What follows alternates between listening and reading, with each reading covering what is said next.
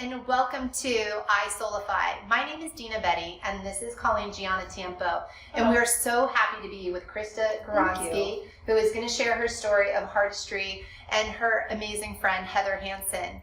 So we have a great connection, Krista and I'm so honored to be her friend. Our story goes back 20 plus years, back to a previous boyfriend for me who taught me amazing lessons in life, really good lessons that I use to this day.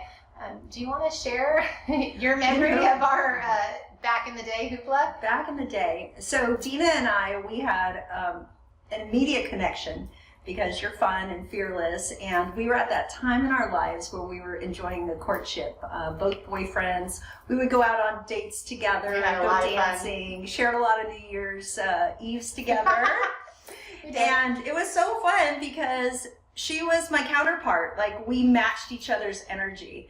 And so it's amazing that, you know, we were reunited after 25 years. It's fantastic. And here we are. She's empowering women in her community, and I'm doing the same. And even though we lost touch with one another, the universe brought us back together. Yeah, the universe has amazing ways that it works. And Krista recently came over the house and met my girls for the first time, and she shared with them this crazy story of their mom and how I got hypnotized.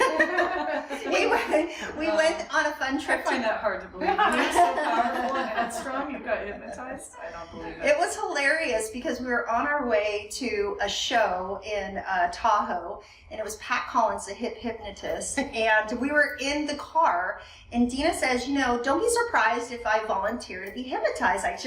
There's something about me, I just wants to be an entertainer. And she started to sing. She started to sing Blue Moon, but it was the worst rendition of, she's like, Blue Moon, and we were like, we're all like this, and we thought, okay, this will be interesting night, right? Yeah. We had a great time. She ends up raising her hand. She gets selected by Pat Collins, and sure enough, she is invited to entertain. Pat Collins said, Tina, you just seemed like pretty fearless and pretty outgoing. So how cool would it be for you to entertain this audience? Right. Pretend you're a showgirl. And so Tina jumps up on like a chair, and she was like, throwing her arms around like she had a boa, and she was singing terribly. And the entire audience was hysterical. My dad used to say when I was a little girl, because I so wanted to be able to sing, and he said, honey, you know, you couldn't carry a tune in a bag if you tried. And I was like, that's so mean. But to this day, I use that. Like, I'm real with my kids. I'm like, yeah, that's not working out too much well for you. So anyway, we go way back. And the thing that I think is fascinating about life is how the universe brings you back to the people who are like energy and who are in the same space. And that's really an important message of I Soulify, is that energy piece. And Chris is going to talk about heartistry today. But what I want to share with the audience is we try to be organized before we tape and talk about what we're going to talk about and be organized as far as that Q&A back and forth, so we have a great flow. And when we were going through the recap prior to taping, I went through the questions, and as I was saying to Krista, I was going to the second page. Krista's like, I really didn't look over it too much. I just wanted to be really organic. And I went to turn the page, and I saw that my printer did not, I don't know if you can see this, did not print the second page. So when we're talking about the divinity of things and how that space works, that energy that we put out, it means something. And that to me is you. Well, thank you. Yeah. It's funny, somebody did this exercise where if whenever we gather women, if we all did this, we all do this. So for those of you who are listening, we're rubbing our hands back and forth. They're getting warm. They're getting right. We're bringing energy into the room, and it's cool when you do it in a group because you feel the warmth, as you said, you feel the energy turn up, and sometimes we forget that. And we are all energy. So it doesn't surprise me that I've been blessed at this point to reconnect with you. If I go back and tell you the story how I met Heather, I don't know, 6 to 9 months ago, she just walked into my house. She didn't know anybody, looking for women who have positive energy. And here I am with Colleen in this beautiful backdrop where she is an artist bringing that energy, really, so we can collectively have some impact on all of you in your journey. And you can see that we all do it slightly differently, but we are all here to raise the level of energy in the world, make it more positive. I believe that heartistry is a way of bringing more compassion to the world. Oh, well, we're going to stop there. So heartistry, I was joking. Heartistry is like bootylicious because it's in the dictionary. And so maybe it's a thing. So I want to stop there, and I want to hear your definition of heartistry and how that really encompasses your work. Before we get deeper into your work, I think that's a good starting place because it defines Thank you. That space that you're in. So what is heartistry? So here I am, gosh, I'm going to be 50 next year. And I realized that throughout my life, I was always called to bring people together. And in various forms of my life, I have taught, trained, became a student of service. You are. Of how to be of service in the world, whether it was my corporate job as a trainer or what I've done with philanthropy in my community. I kept feeling this call to be of service. And, there's no definition for what I do. Because a connector, right? A connector. So I really believe it's heartistry is this essence of being in the world where you care about raising the level of compassion. You care about humanity, so how we bring service to our community, to our families, to our friends, to strangers, and just change the vibration in the world. Do you remember when that was born? Can you go that far back and remember? I can, because I was raised in a Catholic family. I'm the youngest of 6 kids. So there really was, my parents just instilled in all of us this, that we're kind of in it together. And being the youngest, you just learn to make sacrifices. Mm-hmm. And I really believe that people view that word as a bad word. Like, I don't want to. It's the way our world is going, it's a little bit more superficial, a little more selfish. And so for me, the idea of sacrifice was always meant for the highest good for all. And for me, that is heartistry. And so you could say it came from really growing up in a family of 6, and really just having that spirit that, sometimes you go without. And sometimes you're always looking to see, okay, how can I bring this person up?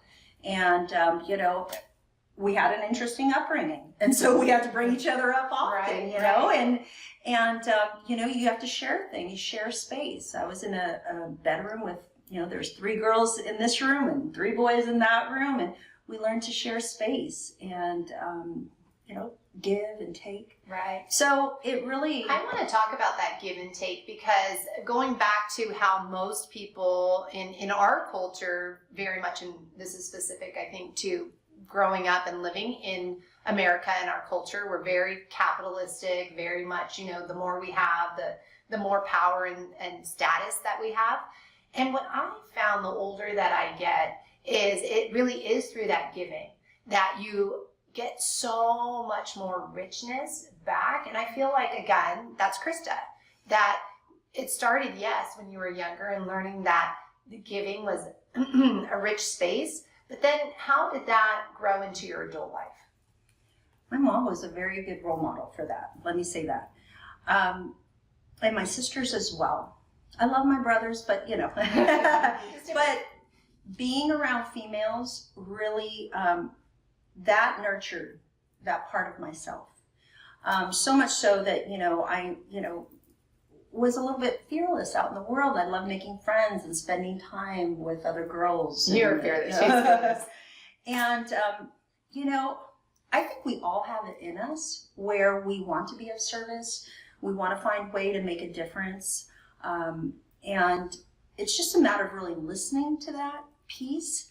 As you said, we're in a world where I think it's going in the wrong direction, where a lot of times there's a lot of fear in people, the way they're bringing their energy into the world. Absolutely. Fear of not being good enough, fear I don't have enough, and there's just, everything feels so rushed and desperate. Scarcity. Right. Yeah, and so it becomes this like survival of the fittest, right? And my feeling is you cannot choose fear and love at the same time. Yeah. You can't. I agree. And here's the thing is, if we are in a place of fear, we are in our head, comparing ourselves often, telling ourselves or listening to maybe media and the rest of the world says, hey, you're not good enough, or that you don't have enough. And so it really reinforces like superficial qualities in people. Right. And so you can listen to that narrative, or if we drop it down and go below the surface and really think about everything that truly matters in your life. If we each took time to think about what really, really matters, we would talk about our family. We would talk about our pets. Yes, absolutely. We would talk about our pets. We would talk about our neighbors, our community, our work, what we're passionate about in the world.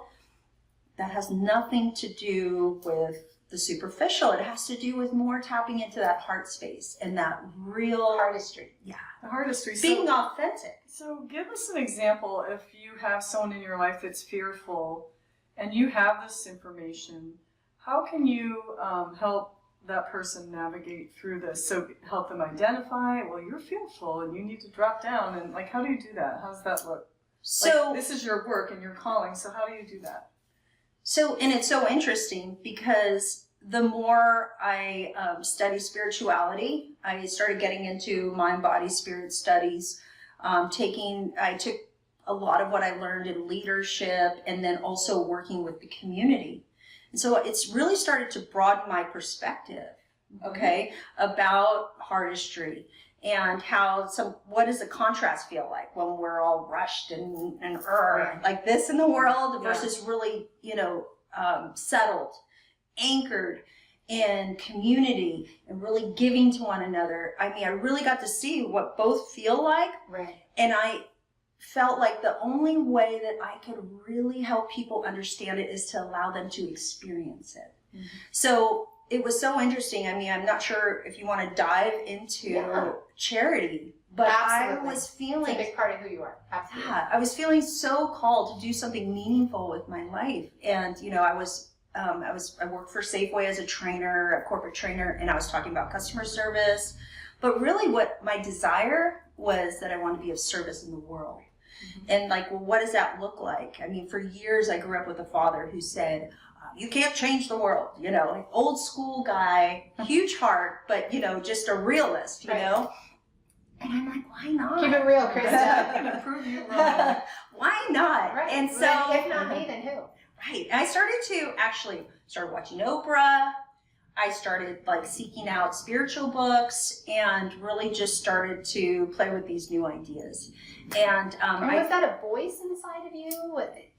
I think it's important too, and the reason I keep drawing Krista back to the root is she hit upon something that's so powerful, that this lies in all of us, and that oftentimes we get so caught up in the noise of life, and that's the outside, that chaos outside of us, that drive to have more, to be more, to get more, and more degrees, more money, more house, more car, fill in the blank, right?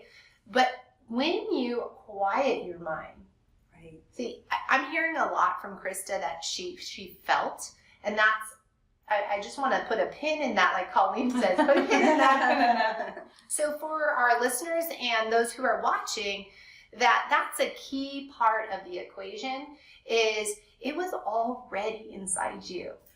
It is already in all of us. It's not something you acquired.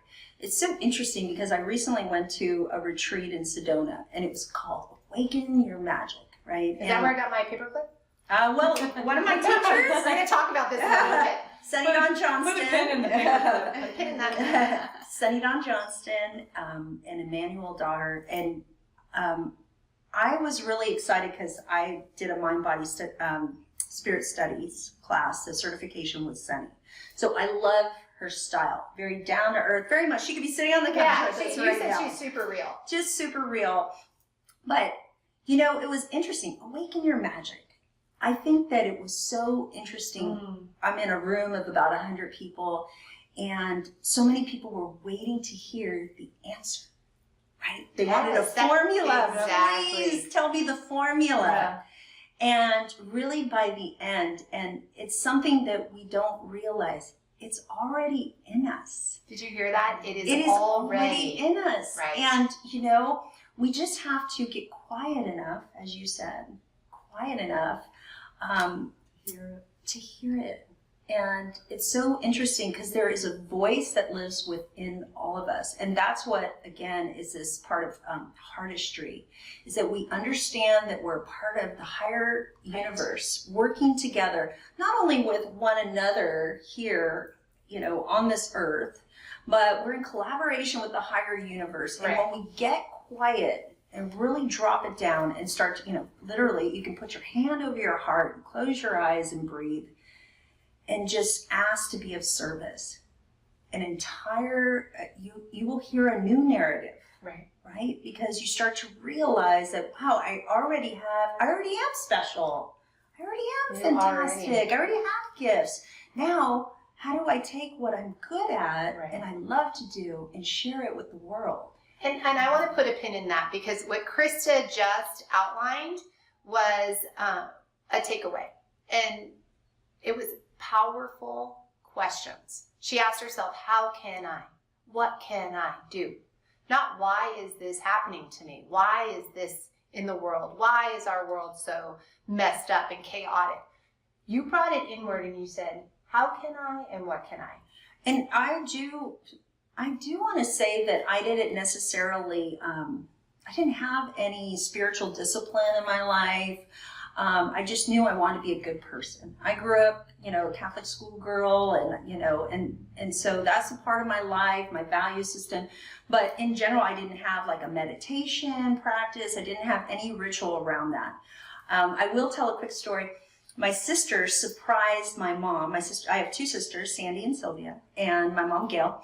And Sandy surprised us with tickets to go see Oprah. Now, I have been watching her for years and was so inspired by Angel Network and being charitable. And she was just bringing a brand new voice to the air. And I was like, oh, I couldn't wait to get home and watch it. Yeah. And so when my sister surprised us with tickets, I was just thrilled. And the funny part was we were only less than a month into having our two babies. Right, so we should be home breastfeeding, and instead, we showed up to the conference with like 1,000 women, and we had our matching double Medela breast pumps, and we walked in there, and we were so excited to see Oprah. And I know I was in an audience of like 1,000 people, but I was welled up in tears. I'm sure it was because I was hormones. and like your dreams coming true, right? And you get like that joy. Like I do. I was just overwhelmed, and I sat there and listened. But what Oprah said in that moment felt like it was exactly what I needed to hear, which was, what are you good at, and how will you take that into the world and be of service?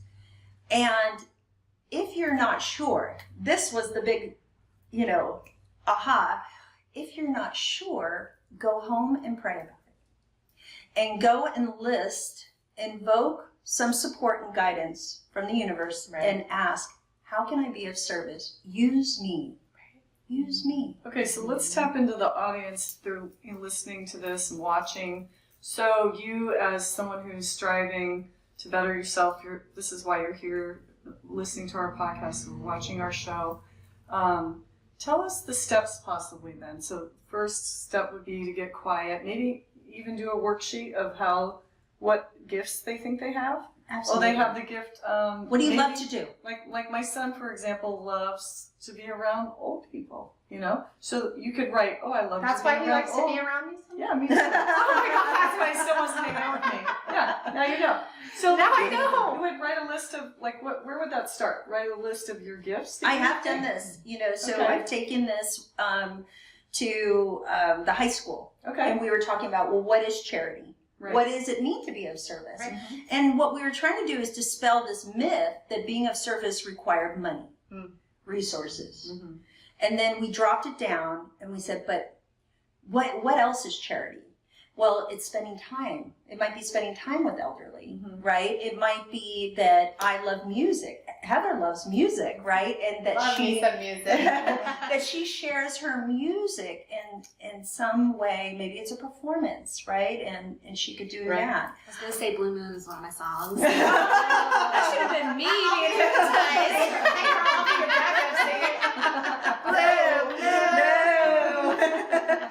So it's really looking at just asking ourselves bigger questions. Well, what is it? It's spending time with people. It might be that you're passionate about animals and going volunteering at a shelter. It might be that it's putting together little packs for homeless people. Just really thinking out of the box. Right. Okay.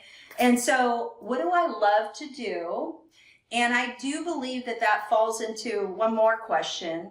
What am I really passionate about in life? Like, do I want to support elderly? Do I want to support, women who've gone through domestic violence? Do I want to What help resonates students? with you? Yeah. What do you connect with on a social level that Right. you would like to raise the energy and the goodness in the world? And now think about, okay, now what am I good at? And how do I pair those up? And maybe it doesn't exist. Yeah. Maybe it doesn't exist. Maybe you're the one who is intended Right. to bring that love in some tangible form to the world. And so, for instance, I Soulify, that came from your talking about, what do I want to do? What do we want to do to raise the love and compassion And in I the want world? to stop right there because I Soulify, it is what Krista said, and I think it's important to know that it is an ongoing piece of creation like art is, and that you might start with a question and come up with an answer that I really love connecting with people. Well, that's a huge That's a gift. umbrella, And right? it's a gift. And it's a gift. And so for me, my journey started with wanting to give back. I wanted to pay forward, from my personal story back into the community of what they had helped our family and with support and love and care. And as time went on, I said to myself, I feel like I could do more. Now, I didn't feel that way in the beginning. So it too, like a child, grows and blossoms. And Because you know what?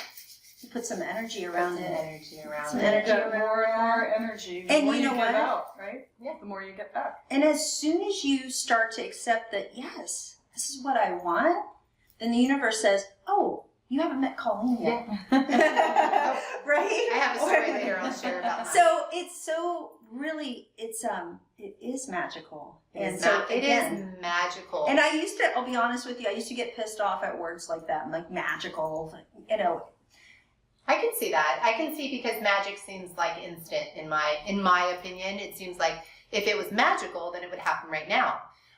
instant gratification. It's a different kind of magic. It's a divine magic. So one thing I'll share with the audience is a great takeaway is that all of this takes time, and be patient. It's not our timeline. Oftentimes, you're working, like Krista said, you are working in collaboration with the universe. Call it what you will. Creation, the light and love of our being, our soul. It doesn't matter what we call it. The fact of the matter is it exists. And one of my greatest frustrations is it hasn't happened on my timeline. Yes. So that is, that's the universe It's teaching you a lesson, Yes. right? Yeah, And patience. but I think that is true for all of us. We want things quickly. Like, okay, well, I decided this is going to happen. I'm ready to be good. I'm ready to give back. Hey, use me. I'll be honest with you, that happened when I started diving into writing. So as I started to really accept that my role in the world was to be of service, I started to fall in love with charity. And I took Oprah's advice, went home and said, I want to be of service. Use me in some greater way. Or is it breast pump? Breastfeeding wasn't service enough. I want more. Give me more responsibility. Give me more. But the truth is that we all, if the women in the world who are watching this, we already know that we want to be a good parent. We want to be a good friend. Good neighbor. But what can we do on a larger level to contribute? All right. And so it didn't happen right away. So again, patience, right? Let's fast forward. Now my son is 5 years old. 5.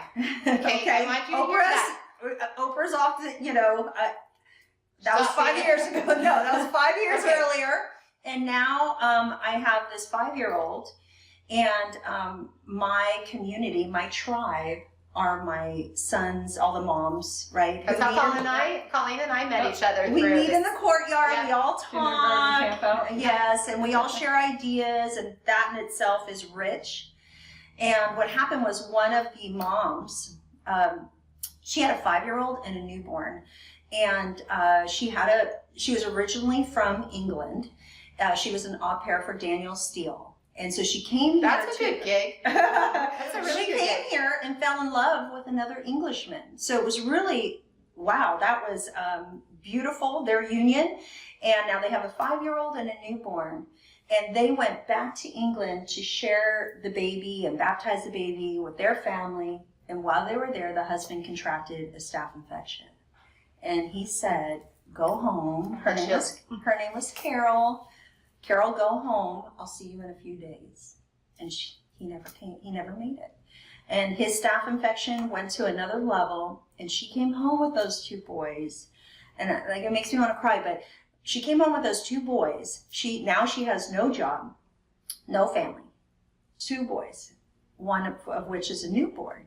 And I looked at my sister and this tribe of moms. I'm like, that could be any one of us. Like, how quickly life can turn upside down, right? And I don't have to tell you that, right? Yeah. And so what I did in that moment is what I love to do, which was bring people together. I used to love block parties and, supper clubs and things like that. She's been like that too. That's her. Yeah. And so I said Social girl. to my sister, let's have a group of women over to support Carol. So I had no intention other than just that we were going to love her, right? And give her a safe space to be comforted. And so everybody brought food, you brought bottles of wine, and there was goodness. Everybody showed up. I went to Michael's, bought a paint can. I bought a bunch of colored Sharpies, and we formed a circle. We all ate, and we were, having conversation over the kitchen island, and it was just very much what we do as women and love. And we're talkers. Yes, we are talkers. It's not to talk. Well, not me. So I just gathered all the women together in a circle and talked about, like, what would that feel like if this extraordinary hardship happened to any one of us, like that our lives would be turned upside down, and could we really just love Carol right now and give her a space to talk? And so then she spoke, and really it was about her. She was safe enough to share her vulnerability that I don't know what this life is going to look like anymore. She had an attachment. She had an attachment of what it was going to look like with her husband. But when he died, it's just all of a sudden she just lost sense of taking care of herself. Like, how was that going to take place? And what would the future look like? So in that moment, I just told people, hey, if we all went out to dinner and we had a beautiful social time, we'd buy food or, have dinner appetizers, put whatever you feel into the can and put an inspirational message on the can. And so it was so awesome, because what I realized is as much as it was for Carol, it was for us. For you. Absolutely. To It feels know. good to provide empathy, right? Right. Yeah. And to know that there was community. Mm-hmm. Like, if something happened to me, wow, there's a community. And you were in it. And that's the thing that I really learned, that you were impacted. So healing came through that sense of connection and community and being able to lift each other up, because I compare it to a piece of the puzzle. We're all a piece of the puzzle. And that's what I'm hearing in that story is, yes, Carol ultimately, it's her story, but it's not her story alone. It's not. It's not. And the level of vulnerability that she felt, it felt an honor to hold this woman and her story. And we all felt community. And it was so interesting because at the end of the night, you know, Oprah said, what are you good at? How are you going to be of service? At the end of the night, I opened that can and there was $1,000 in that can. Wow. Now, a lot of these were stay-at-home moms. Yeah, exactly. You know, they dug because they were looking at, what if that was me? Absolutely. What if that You was know me? there was quarters in that can. I'd have been like quarters, pennies, everything. You know, that, you know, when I was really thinking about heartistry, there is an awesome saying, I am because we are. And so really it is about the collective soul. So if in this case Carol was broken, some part of us is all broken. And so identify with it. right, And you are never alone. And life feels so lonely sometimes. I hear this from a lot of people that it feels so personal. And I can tell you, my story feels very personal. It feels like somebody came up to me and said, screw you, and now you got to deal with it. And it takes a level of thinking bigger to know that it's not personal. And what you speak to about your philanthropy and about your community and about your giving back, I hope everyone who's listening gets that you're not alone. And people like Krista are such beautiful souls to champion that in their community. So with that, I want to segue over to her. Wait, can I go back Yes, and yes. just say that moment was a defining moment because when I opened the can and there was $1,000 in there and I looked at my sister and first of all saw how much, not the money, how much it meant for Carol and for all of us to gather in the name of service and sharing Absolutely. our, you know, what listening, our time, our energy, our hugs, our stories. That was so powerful that I told my sister, we have to keep this going. Yeah. And it was that moment that we decided we're going to look for other causes. And it was done in a really just, you know, we were very curious, like, okay, what would this look like if we adopted a cause in our community? Or maybe there's other families that need support. Like, look what we just did, and it was so simple. Right? And you did, you know, it was not very that grassroots. Carol story. I mean, the interesting thing, or fill in the adjective versus interesting. I mean, it's not so interesting, but it is what it is that Krista asked, and it's not to say that we would have taken Carol's tragedy away. No, we couldn't. However, we can't change that. And Krista asked after you saw Oprah and you had that aha moment, and guess what? Yeah, it was answered.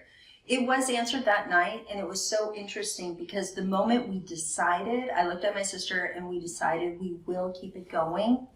I never looked for another cause again.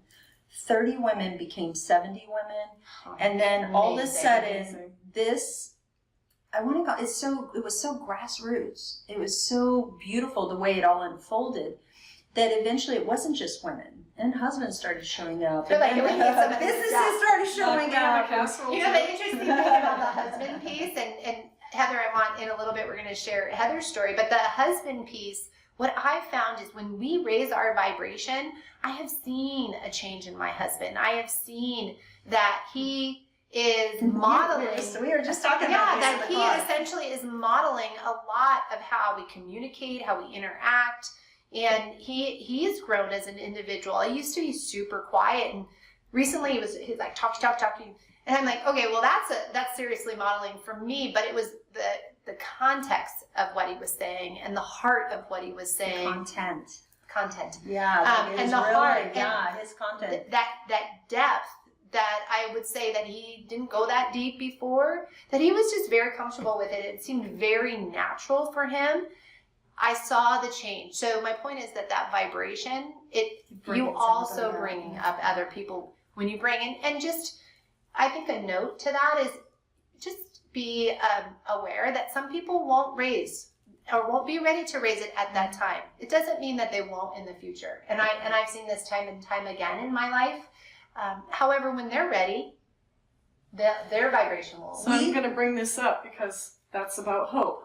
That somebody will someday soon be ready and read what to it says. receive I'm not sure if or our change. audience can, or people listening, what does it say? Hope is the conduit for miracles. Right. So Colleen is showing a card that Krista always gathers us, and we pull cards, and the idea is that your energy will be attracted to a certain card and A message.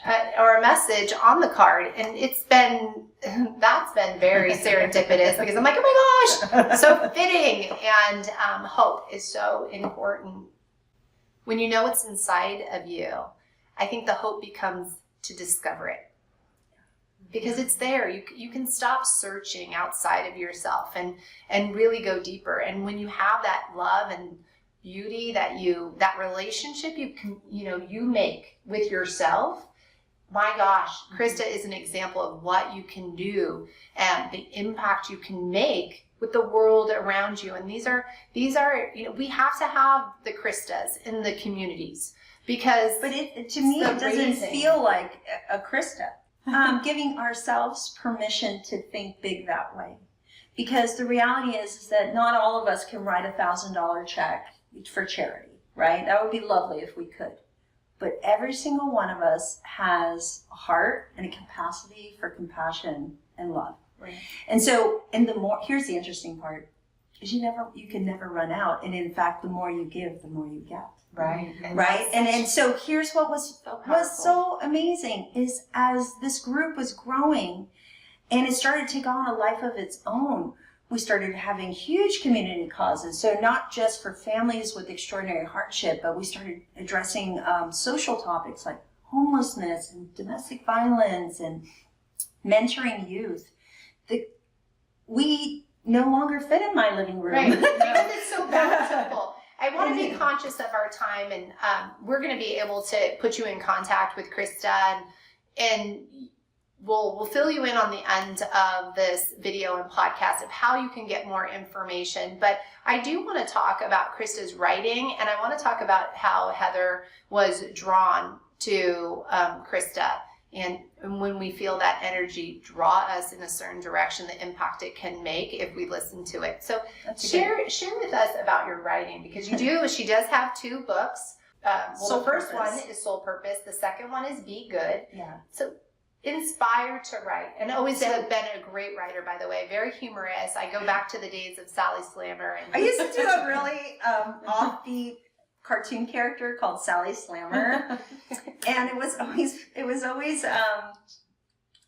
was slightly edgy. Let me just say that. It was slightly edgy and very, very funny. But she had one boob that was really bigger than the other, and she was a stick figure, and she was always getting into trouble. And it was always related back to what was happening in the world. Mm-hmm. So, go back to Monica Lewinsky time, the OJ trial. Yeah. I mean, I had fun with bringing humor and politics and life into this character, and it was great fun. But I never saw myself as a writer. And so let me just say that as these events started to unfold, and we started to draw events that literally thousands of people would show up, I mean, it was unbelievable. I felt like the universe, like this was much bigger than me.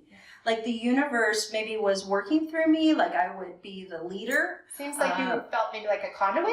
Yes, a conduit, okay. and a connector, Yep. and to raise hope in our community and really love. And it was just so yummy. Where everybody's showing up now. Now we have church groups, and we have Boy Scouts, and we have businesses who say, I would like to sponsor your event, and I'd love for you to host this event here. And all of a sudden, when things were happening in our community, they'd say, oh, those fabulous women are up to it again. So I never named us the fabulous women. It was like the universe said the fabulous women, and so we accepted it. Lifting everyone up. We accepted that, and every time we got together, I would write about what the cause was, what did we raise in terms of money, how did we do good in the world. And you took some pictures. Oh yeah. I would scrapbook. She's great at scrapbooking. I would scrapbook. I'd say, what are the life lessons for anybody who couldn't make it? They could see, like, live vicariously through that. And maybe it would, draw them out of their living room to come to the next event. So I got super excited about sharing the stories and the miracles and the life lessons.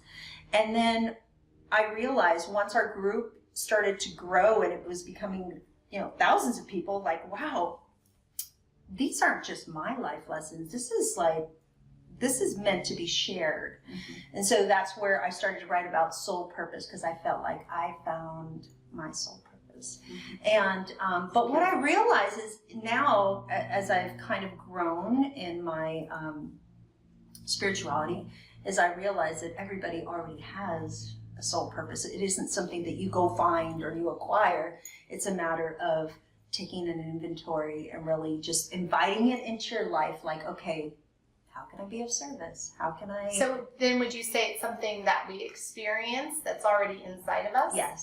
Yes, because I always said that it would be very difficult for me to explain to somebody how good it feels to be in a community setting with a couple hundred people where we're doing good, to explain what that feels like. Mm-hmm.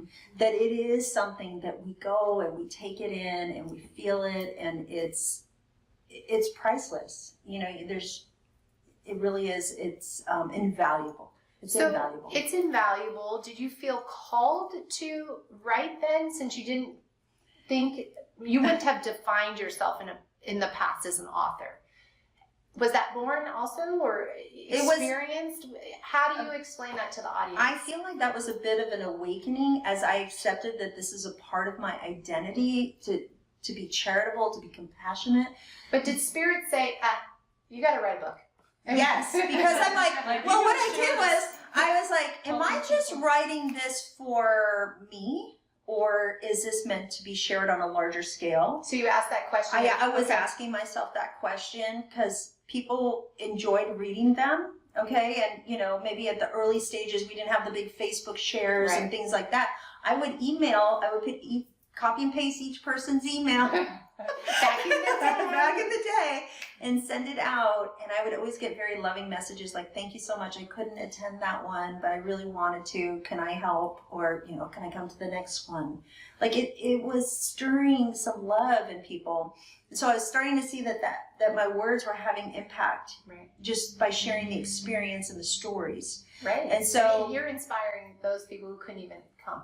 Yes. So that was like, wow, okay, this is cool. And they'd write about it in the newspaper and things like that. But I really felt like that my voice was around the group and they were getting used to hearing, the takeaways, the life lessons, that was part of the enrichment and the experience. And so I did a vision board class with Now We're the Fabulous Women. And we did this cool thing called Soul Sisters Campfire. And there was about 30 women. We were all doing vision boards, and I was doing it along with them. And I just started, gluing pictures, and I said, I'm going to write a book. I'm like, wow, I didn't know that, but I guess I am. I can put it on my board. Yeah. So explain what a vision board is for those that are not familiar with it. So, there's so many different ways you can do it, but it's basically taking a canvas, really spending time with your thoughts and, gee, what am I inviting into my life? It can be something like, I would love to go on vacation. It could be something like that, or it could be something a little deeper, which is, gee, I would love to be more joyful. So it's cutting out words and phrases or pictures that represent this state of being that you would love to take your life, like a goalpost, right? A goalpost, take your life to the next level. Mm-hmm. And I just felt like to take my life to the next level with the organization that we had created, and to further my education, that it meant that I would dig deep and write a book. And so it was so interesting because as soon as I made the board, that week a post comes up and says, do you want to write a book? And I go, oh, wow, I just wrote that. And so it was awesome because at first I really didn't buy into the whole, this connection, Ask and right? you shall Ask and receive. even though I kind It of, does take convincing. Sometimes it does. but as soon as I said it, and I guess if I look back, my whole life, things I've said have come to fruition, really. So maybe I had less awareness around it. And so when I said, hey, I'm going to write a book, a wonderful woman who does the Spiritual Writers Network posted this ad that says, do you want to learn how to write a book? It was an 8-week course. And I thought, it's a couple $100. I'm going to be smarter by the end. I'm going to try. And so I was like a leap of faith. And at the end of the process, there was about 20 women who participated in this. You could submit a proposal, and if they chose your book, they would take it and publish it and share it with the world. And so they chose my book, and it was called Soul Purpose. And I have chills. So I often get chills. Oftentimes I get chills when I feel like spirit is just with me, and I'm getting a lot of chills during this whole conversation. So, did you feel complete when that book was done, and feel like I have arrived? I've shared my message. Obviously you wrote another book. So when did that pull come again? Was it right away? So I thought if I just write that book, that I would feel complete. Right. And I think as long as you have breath, you have breath, there's an opportunity to grow and learn and dive deeper. And so the writing became a discipline. It became more of like part of my spirituality, like my time to really connect. Why are we here? How can I be a better person in the world? So did it feel good to write? It became that was my favorite thing. Okay. Like so I couldn't wait to get it wasn't by myself. a have to. Oh no, it was just, it's probably how you feel with your artwork. Yeah, or, I can't wait till I return. Oh, And the it's reason like- I asked that question for the audience is it's really important to check in with how things are feeling, because we might put something on our vision board, for example, if we're doing a vision board and we go and we pursue it. And if that pursuit is not feeling good, and it's important to say like it might take time to achieve it, that's a different feeling, because that's the impatience talking. Right. You can enjoy the writing but be frustrated that you don't have the book written yet. But if you're enjoying the process, keep doing it. But often we learn what we do like by learning what we don't like. So it's okay to have that point where you can be honest with yourself. This isn't working for me. Maybe I'm going to shift it a little bit and try something else, like an art or some kind of other expression. So it this just made me go deeper. this fills your bucket. And so I started to expand my my training. I started doing more retreats and I went and got my certification in Mind, Body, Spirit Studies. I started to immerse myself in a tribe of people who were interested in the same things. And I realized the more you learn, the more you realize you don't know much. Oh. So it's really interesting. So I don't know if you have time for it. I'll tell a quick story for Be Good. I went to a retreat to Sedona, and I had lost my dad after Soul Purpose. He was there for that release, and it was good because I always felt like he was my biggest teacher.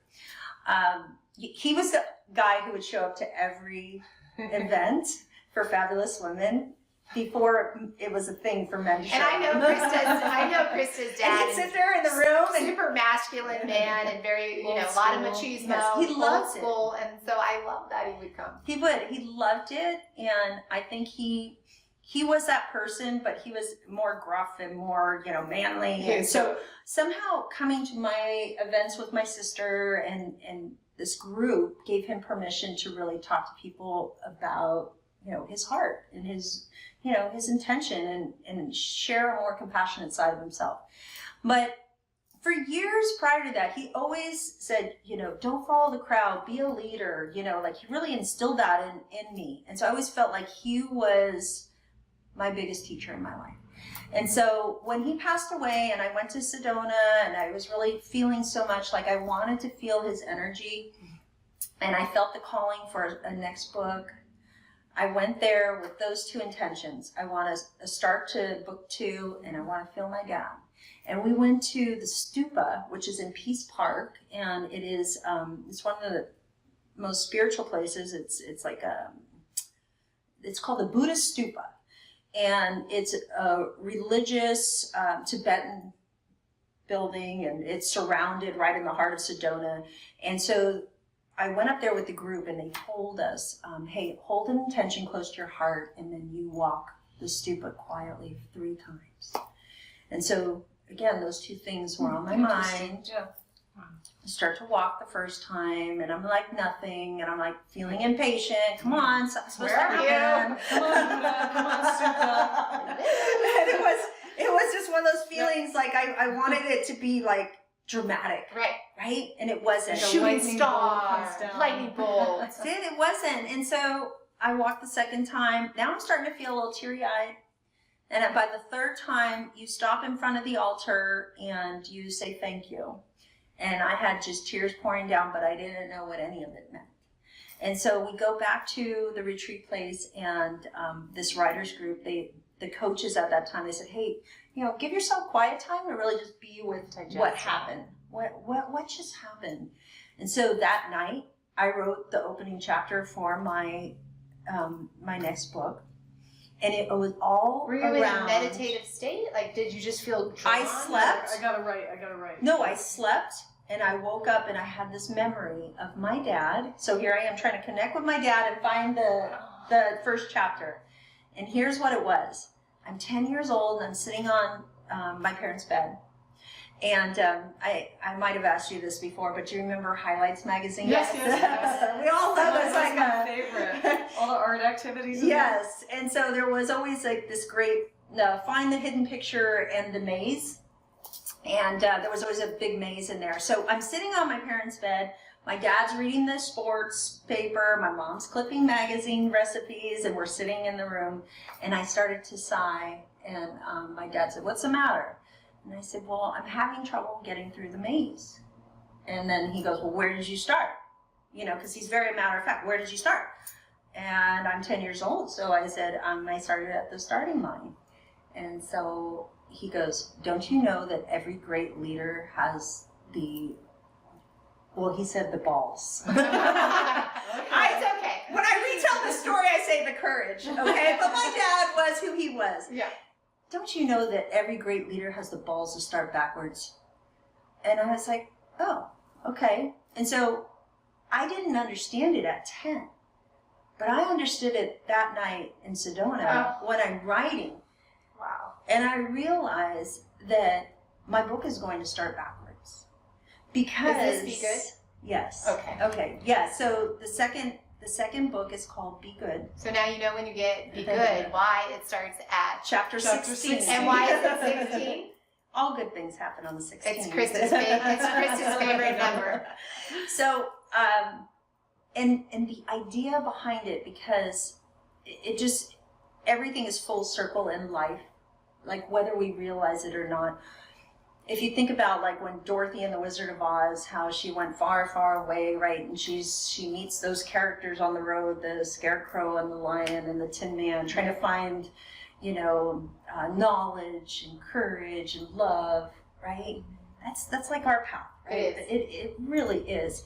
And only to find that she goes all the way to see Oz to know that she had the power all along, Right. Yeah. right? And I so believe at this stage of my learning, like I get it, Right. that we have everything we need. We are born with gifts, with this capacity within our heart or heartistry Artistry. to make a difference in life. And it's not about seeking, going to find it externally, okay, And I think that's or what materially. That's why our listeners, I believe, are here, are watching, is because we do look outside. And I think we have such I feel like we're thirsting for, where do I go? Where do I get it? I've done everything I was supposed to do. I got the good grades. I went to the Ivy League college. I did it all. I got the great job. But why do I still feel empty? Like something's missing. Like something's missing. Yeah. If society told me I was supposed to do all of this and I should be happy, That's the The golden recipe egg. again, the recipe again. The recipe. So It's different for we're everybody. going to talk about how you can purchase both of Krista's books at the end. And we'll have notes on the podcast like we always do. But I really want to transition to Heather, because Heather is a person who I think really wraps up all that we've talked about today. She didn't know Krista. But Krista spoke She didn't know she was coming today until like literally I texted her last night at 9:00. I'm like, what are you doing tomorrow? This is just how Krista gets people out of their fear. Yeah. And you asked about that, and Yeah. she's an example, but then she invites people in, and that's what she did with me. I showed up at her door, so Dare to Shine group on Facebook. I was a part of this group, and it was in a really dark place, and it pops up on my Facebook, and I'm like, I've never even seen anything posted by this group before, and I was in a place where I was really asking, where I was raised around this stuff, and I'd gone away from it. I was like in the mediocrity of society. And you had shared that you were kind of doing it the way that you thought society was telling you to do it. Yeah, I was trying to fit in. It's the recipe again.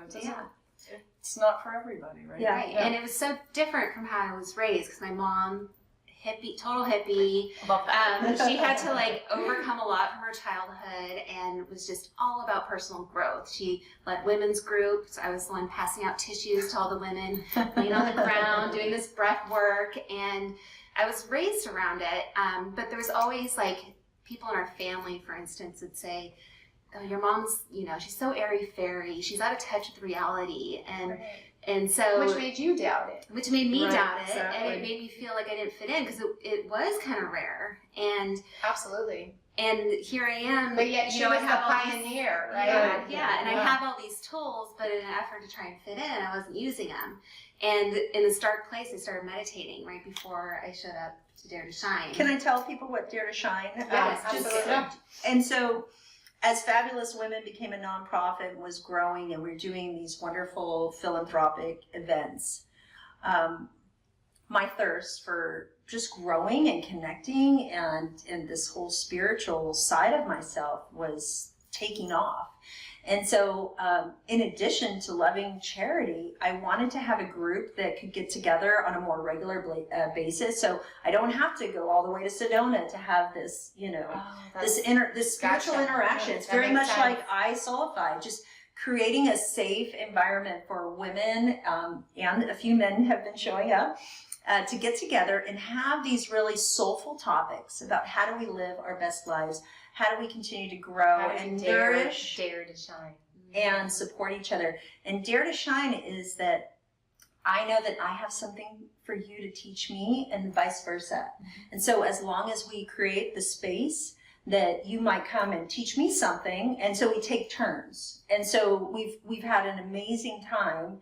And on the night that Heather, she saw this post to show up, the evening was about getting in touch with your heart. And actually, I think I was leading that night. But again, we always have new soulful speakers come through, and it's been amazing. So she shows up, knock on the door. I go, well, hi. And she's like, hi, we've never met before, but I brought my heart. So great. I say that again. We've never met before, but I brought my heart. I did. And I brought my that's exactly what it was, because we said that in addition to having a conversation about getting in touch with your heart, wouldn't it be nice if we all did a heart exchange? And so people brought, like, whether it was a heart-shaped rock or like something that was symbolic of a heart, and everybody wrapped them all up, and then everybody got to take one It home. was a heart elephant exchange. Yes, What do yes, they call that? the heart elephant exchange. Yes, I love that. So Well, I was a little unprepared because I brought my heart unwrapped, because I had literally just found out about the event on my lunch break. And at my desk, I had a heart-shaped item. I was That's like, amazing. I'm meant to go. Yeah. I'm asking, I wanted a community of like-minded women so I can engage in this conversation. At the point, I was just feeling like in myself, and I wanted to get it out. And I showed up with this heart. I'm like, Krista, you have something I could wrap this in? And of course she did. And the topic was The Heart Speaks. And it was just this beautiful workshop where we filled in spaces on a heart based off of questions. So there's questions of, do you have hobbies, like creative hobbies outside the home? And I couldn't fill that one in because I wasn't in touch with my creative side, and I am a very creative person, but I was like feeling like I don't have time to it. I got to make ends meet. I got to make the dinner. I had so many stuffing it all. excuses. Yes. We get that. I wasn't Yeah. giving time to myself. I was totally empty. And Yeah. after, it was like an inventory of your heart. And after, answering the questions and being able to fill in a few, there was definitely places that, having that visual to see that I needted to. And were fill you those out. coaching women prior to meeting No. Krista? No, that's, she is a true So inspiration. this is amazing. So through Krista being a conduit and being in collaboration with the universe, our creator, that I want you to share with the audience what blossomed and now what you're doing, because it is the ripple effect. And what you will find is when you allow yourself to open up, and it doesn't have to be big steps. I like to eat the elephant one baby bite at a time. So really we're oftentimes as human beings all or nothing thinkers, and I really want you to consider and entertain the idea of baby steps. Baby steps. Think of yourself as a child. No child learned to walk overnight. Baby steps. You're going to fall down. You're going to, but nobody judges a child, nor are we going to judge you. So share what blossomed inside of you over the last 9 months? Yeah. Okay. Yeah. So that night, Krista did ask if anybody has ideas for the next Dare to Shine. And I was doing my own kind of work on myself and through an online course. Was it on it was weight like an loss? online course. It was on weight loss. It was Okay. meditation. Meditation. Gotcha. Because I had tried all different kinds of weight loss courses before, so I was weighing more than I'd ever had before, and it was really affecting my health. I was having like acid reflux every night, not being able to sleep, and every time I weighed myself, like every month, I was like 5 pounds heavier. And everything I tried wasn't working, and I kept failing. And I was like, I need to get to the core emotions here. So I started a meditation course. I love that. Cool. And, Yeah, I love and that. We're like, well, she took that. and then well, I didn't want to ask my mom. I wanted it to be my own thing. Right. So Good for I you. was like, Yeah. I'm gonna I'm find gonna somebody. own this. I'm gonna find out, get to the bottom of it. Right. Literally. And so Figuratively. I was I was meditating and writing down things I appreciate every day. And before anything changed in my life, where like there was financial issues, there was like household issues, there was work issues, and I started just feeling better before anything changed, and a huge shift within me happened. And I showed up at Krista's, and she asked, what do you guys suggest for next Dare to Shine? I said, well, what about we do like an appreciation challenge where we wake up every day and post on the Facebook group 3 things we Maybe we appreciate. should do that. No, listen, it's powerful. We saw a lot of interaction within the group. People just felt good about sharing these, and they might do it with a picture. I appreciate my dog, and they put their picture up, Well, or maybe you and Heather, when this airs, can launch that for our followers. Well, and I love what Heather said is what you appreciate and focus on grows, right? That's And this is so huge. true. And the fact that she can say that she felt a little bit stagnant. I mean, I think that we all go through those periods of feeling dense and stagnant, and real life was happening, right? You were saying, hey, there's financial stuff to look at, and my house isn't orderly, or maybe things are going on with our kids.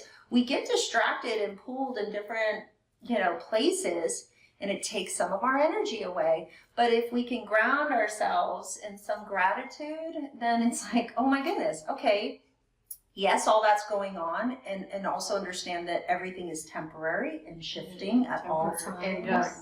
Right? Like And we're energy. This too shall pass. So Right? you suggested the gratitude workshop, and that's the next month? Yeah, we did a hike. We took women hiking, and then we told everybody to bring journals, and that kicked it off. And then we did a full month of gratitude on the page, and it was awesome. And then we came together again, and I spoke about it, and this was my first speaking gig. Were you nervous? I was terrified. Okay. And Krista brought it out in me, and it was my first time teaching, and I was like, wow, that felt good. you know, it felt good to talk about these soulful topics, and I just wanted to do more of that. And so I started on Facebook, kind of taking Krista's lead with that, is sharing my stories and my experience, and the things, my pain that was pushing me, and finding these blessings in them. And the weight started falling off. I, like, all these tools started coming in, like all these, like, people like Krista, and like a health coach who wanted to teach me everything. She actually taught me how to be a coach because she was moving on to something else. So Heather's And coaching like, now I'm a coach. share, and you're coaching in the health arena? Yes, so I call myself a women's empowerment coach. Not I call myself, I am. Okay, yes, I am. You gotta own that, girl. I am. You're right. It's happened so fast. It's almost like, it almost feels unreal, Yes. but it is. I am. Who am I So now? I am a women's empowerment coach, and I empower women to really own their emotions so that they can create a shift energetically before they take action. I am. And feel their inspiration. I'm inspired by both of you. Right? It's really fun to see, and I believe you're doing the same thing, right? Yeah. And giving a space for women to share our stories, Right. our sometimes our painful stories, Yeah. and our Absolutely. triumphs, and then how does that become some form of service out in the world is amazing. Let me just also say, we were talking on the way over in the car that whatever is the most difficult hardship, most extraordinary pain that we're carrying around, that pain is a portal. I like that. So Pain- switching a negative into a So positive. pain is actually, Little vessel. so there is a part of us that wants to survive, like, I don't want to feel that. Oh, absolutely. But we just, the reason it's here is it's going to take us into the world in some new way. And something huge is going to shift. This is a huge point that Chris is making. This is going to be a huge shift for me. I'm going to walk through this. If the universe gave it to me, it's because he's entrusted me with a huge responsibility to walk through this pain and to find a way to actually make a difference in the world. And that's the last thing we think of when it happens to us. And it will happen to us in some shape, Right. some form. Hard to get out of this life unscathed. Right. But You know, pain I every day. want to speak to that. I mean, I honestly believe from a soul being that we do come here to learn, and that is our sole purpose for being here is the journey of soul growth. And pain is one of those barometers where it shows you a direction, and to have that courage to be with your pain, I can promise you, if you have the courage to be with your pain, that it will dissipate on its own. It is when we resist it. that it becomes Bigger, just- like a snowball. It does, or it will manifest into something that is unhealthy Right. in our lives. You know, some people spend so much time trying to save themselves from feeling it that they'd rather drink their way through it, or Absolutely. they become numb or isolated, depressed, anxious. So actually going through the pain, there is some liberation, and you can get to the other side. And I don't pretend to know what it's like for you, right? Who experienced one of the most extraordinary moments of pain in losing a child. But Dina is so, she has taken her awareness to such a level that she knows if somebody else is going through a different type of pain, that pain is pain. Pain is pain. Yeah. Pain is pain. And so if I'm, going through some horrible divorce or something fell apart in my life, it's not about saying my pain is worse than your pain. Right. It's more understanding the compassion around pain, and can we be there for one another? Can I help elevate you? And to be in this space with you. I like that. I love the metaphor of jumping in the hole with the person. And one of my coaches shared this metaphor with me, and it's when you're walking down the path and you end up falling in the hole. You didn't know the hole was there, and you tried everything to get out of the hole. And here comes a therapist, right? And they walk by and they're like, "Oh, I see you down there in the hole. Do you need help?" And you're like, "I'm stuck in the hole." And so the therapist's like, "Okay, I got 30 minutes with you. I'm gonna try to get you out." I'm like, "Okay, 30 minutes is up." And like, "Okay, if you're still in the hole next week, I'll come by and try to help you." And then, here comes the doctor, and this isn't to criticize doctors or therapists. It's the metaphor, okay? But I value both very much. And then the doctor comes by and he says, looks like you have a problem down there. I'm going to give you a prescription. And here you go. And I'll come by next week to see if you need a refill. But it is the person, that soulful person, who can really feel what it's like to be in the hole, that will jump in the hole. And in this case, the person's like, whoa, what are you doing jumping in the hole with me? and you, as the person who jumped in, says, don't worry about it. I've been in this hole before. I know how to get us both out. And I think that's so cool. that really sums You up. give me a little goosebump. Yeah. When you were talking about it, I just looked down and saw the hummingbird, which is... Okay, I love it. More Yeah. cards. More cards. So my and Colleen's goal is to lift up beautiful people like Krista and Heather and lift up their voice. And I've learned that my energy comes from being able to be in their amazing energy. So I, on behalf of Colleen and I, want to thank you for listening and being here with us. And I say we What- close with... wait, we Oh, will. okay. But we're going to tell you after this, we always have our podcast notes and how to access purchasing both of Krista's books. We'll have information for Heather. And I also want to ask you, do you do workshops, and can anybody be involved? I know you're in the Petaluma area, We are in Sonoma County. Sonoma County, and can anyone participate? And how can they be with your Dare to Shine Facebook group? Is that possible? So let me say, a huge part of my heart is the Fabulous Women, which still we do amazing communal events where there's a charitable piece. So that I always post about that in my Dare to Shine group and also just on my author page. But Dare to Shine gets together monthly, and we do this in person. You might so- you might have to grow to Yeah. like a bigger. Contra Costa Yeah. County Actually, I Center. want these two to come Yeah. because it's just so important that we, as you said, celebrate what one another are doing as women and just We'll be there. trying to Love elevate that. the energy in the world. So Dare to Shine, we pick new topics every month. So some topics we've done, for instance, we did one about grief in transition, which it sounds like a downer, but it was really uplifting. It gave people permission to have feelings and realize that grief is something that you move through, right? You can shift energy. We've talked about joy. We've talked about living in the heart space, developing that heartistry. We've talked about money, how money has a lot of energy around it. money. And this next one we're going to do is all on the creativity and soulfulness of journaling. So I'm super excited because the woman who's going to come do it, she's a Pulitzer Prize winner, and she was editor of Be Good. And That's awesome. Well, I need So- to come to that. yes, Yeah. We'll so come. We'll that's- be there. Yeah. So one of the things Krista shared with me, not paperclip yet, is that she sees in her future a wellness center. Yes. And I'd love for our listeners to put that energy out there, because I think she would be a phenomenal, actually I know she'd be a phenomenal facilitator for that kind of space. So just want to put that out. And if I may end with the story of the paperclip. Yes. Okay, so Krista told you that she has done different workshops, and I don't know which one it was, but one. That was my, I was in Arizona with Sunny Dawn Johnston, and we had an exercise around a paperclip. It wasn't that size, it was a small paperclip.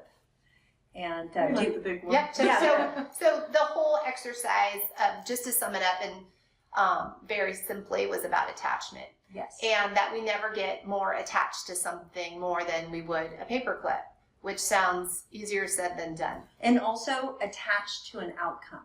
So that's the big thing, is that if we think our life is supposed to be a certain way, Yeah. the universe will show us that everything shifts on a dime, Yeah. and that what we may think what we're supposed to do, that our vision might be like this, but the universe has a It's huge to large remember vision that. for us. It's much better than what we think. I want you to Yeah, remember the I'm learning paperclip. about the And I actually paperclip. think Krista should market the paperclip. So we'll get back to you on that. So I was in a coffee house this morning, and I was wearing this right here on my shirt. And a gentleman who was waiting said, "What is that?" And he meant the paperclip. And I go, "Oh, this is amazing. This symbolizes not being attached any outcome or to any how do I say it, but basically any outcome. And he's like, wow, I need the paper clip. And he went on to tell me how he suffers with, this is a stranger, with depression and anxiety, and a lot of it is because of how he wants things to show up for him or the outcome to be. And I'm like, oh my gosh, we need to talk. So we continued to talk, and it ended up that a project that I'm working on that ultimately could cost our nonprofit a lot of money, and I'm kind of on the fence, and I've been praying about it. He ends up giving me his card. And he is somebody who builds out the software that I've been praying about. Okay. Yeah. This More chills. So everybody, This complete. So with that, we're going to end. And we thank you. And for those who are listening and who are not seeing, we are rubbing our palms together. To bring the best energy. Best bring the energy. best energy into this world. Thank you, everybody. Thank you, Dina. Thank you. Yes, thank you.